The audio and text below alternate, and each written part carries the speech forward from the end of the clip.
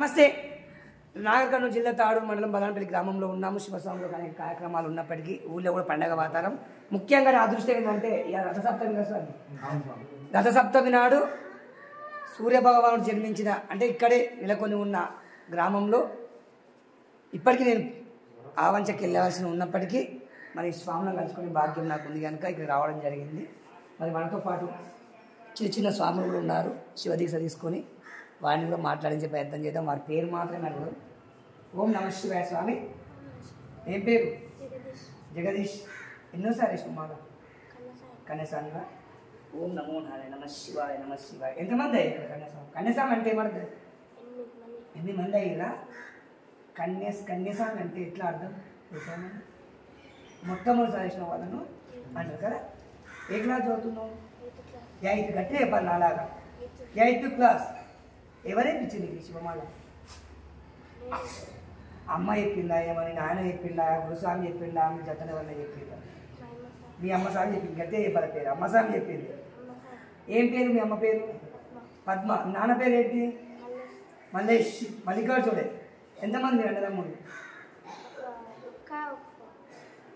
నువ్వు అక్క. మీ అక్క పేరు ఏంటి? నాగలక్ష్మి.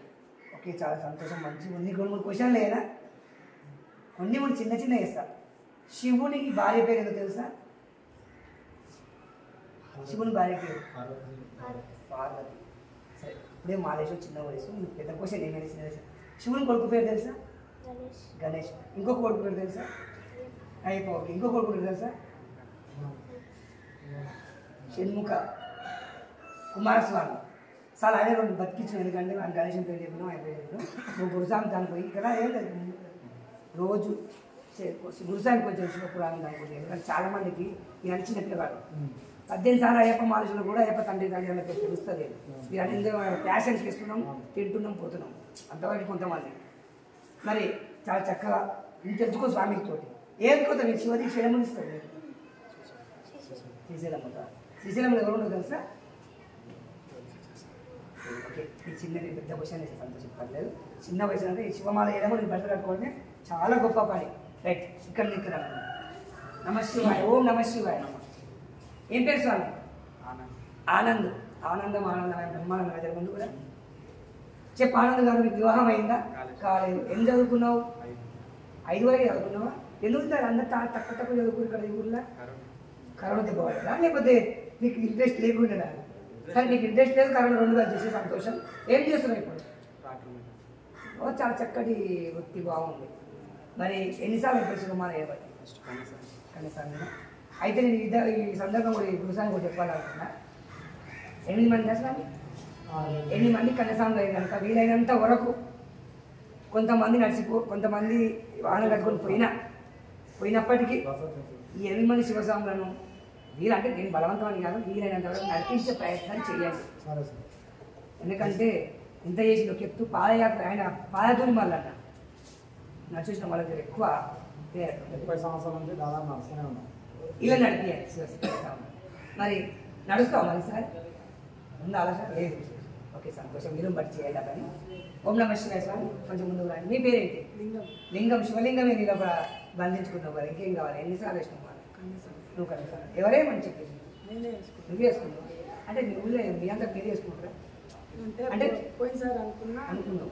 ఏం చదువుతున్నావు? నాకు సెకండ్ ఇయర్ చదివినా ఇప్పుడు డాక్టర్ చాలా మంచి వృత్తి ఎంచుకున్నారు మీరు. ఎంత చదివినా గంతే, ఎంత చదివినా జాబ్ వస్తలేవు అంటే ప్రభుత్వాలు అంటే ఇంట్రెస్ట్ ఎక్కువ చదువు.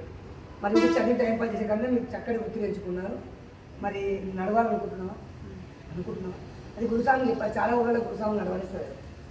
ఒకటి గురుస్వామి కొంచెం మీ ముందుకు రండి. నేను బాగా పే చేసిన గురుస్వాములు ఏం చేస్తున్నారంటే వాళ్ళ పని ఉందో ఇంకేదో ఉండి నడిచేవాడిని కోరికని చంపేస్తున్నారు. నడవాలని ఉండేవాళ్ళు మా దగ్గర ఏం లేదు. నడుస్తారంటే వాళ్ళకి 5 మంది అయితే 2-3 కట్టి పంపించండి.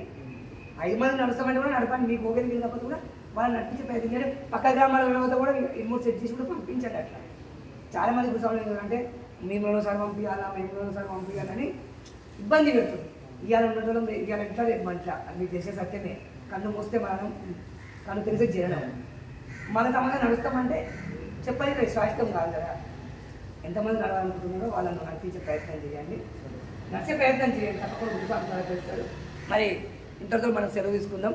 ఒకసారి మిగతా దేవాలయం నేను చూపించే ప్రయత్నం చేశాను. ఓం నమః శివాయ. జై శ్రీరామ్.